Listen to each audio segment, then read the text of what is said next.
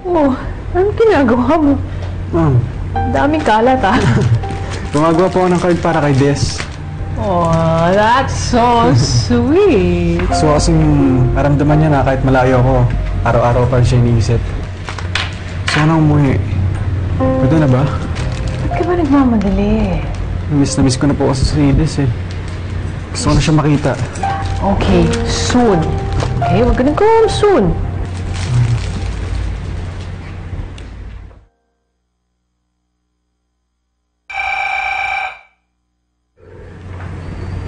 Silas? Bakit kaya tumatawag to? Hello, Silas? Bakit busy? Sino makausap na si JV? Hello, JV. Kamusta ka na? Okay ka lang ba? Okay naman ako. Bakit ka napatawag?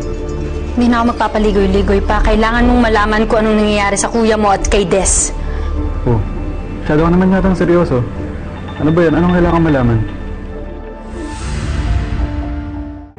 Hello, Celeste? Ano yung sasabihin mo? May relasyon si Des at ang kuya mo.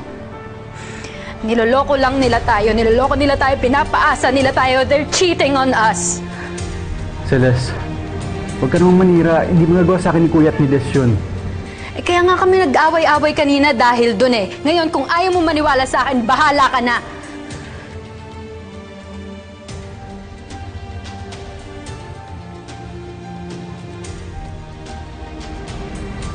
JV?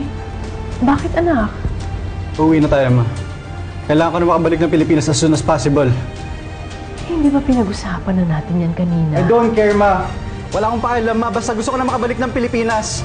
Kumuha na kayo ng ticket. Or else, uwi ako mag-isa. JV? Kahit gumapang ako, gagawin ko. Anak? Basta kailangan ko makabalik kina Kuya at Des ngayon na. Pag ready ka na, makakauwi din tayo.